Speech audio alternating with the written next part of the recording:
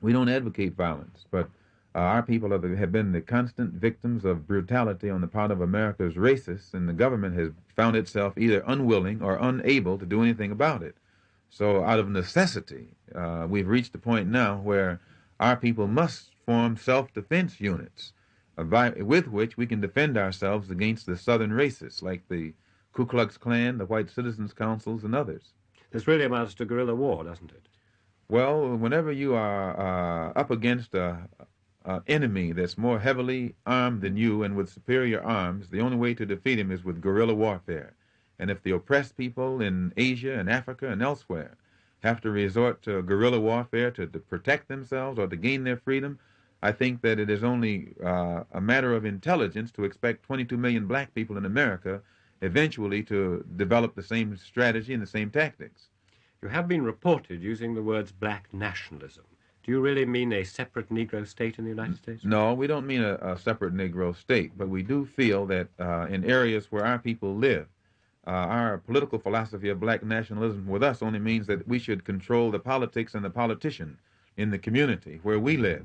And economic philosophy of black nationalism only means that we should control the businesses and create employment opportunities for ourselves. And the social philosophy of black nationalism only means that we should do something to uplift the standard and the level of our own society and put it on par with others. How many followers do you have? We don't know.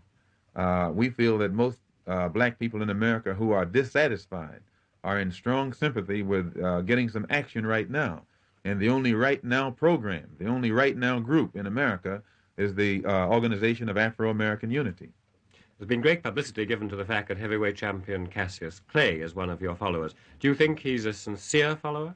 Well, Cassius is following Elijah Muhammad, and I'm no longer a follower of Elijah Muhammad myself. I do believe that Cassius is sincere in what he has been doing. I was with him during the 9 days, I think, when he was training for the list and fight, and he seemed very sincere. Whether he has understanding to equal his sincerity is another thing. Why did you fall out with Elijah Muhammad?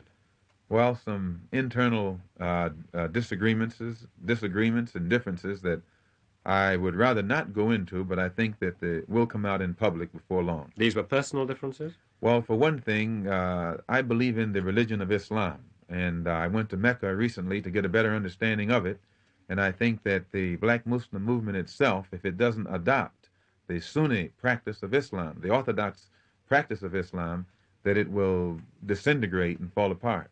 Would you agree that you're on the lunatic fringe of the American Negro movement? Well, I think that America's whole situation is a lunatic fringe. Anytime you have a country that refers to itself as the free world and a democracy, and at the same time has 22 million of its citizens who aren't permitted citizenship, why, that in itself reflects lunacy, a collective lunacy on the part of Uncle Sam.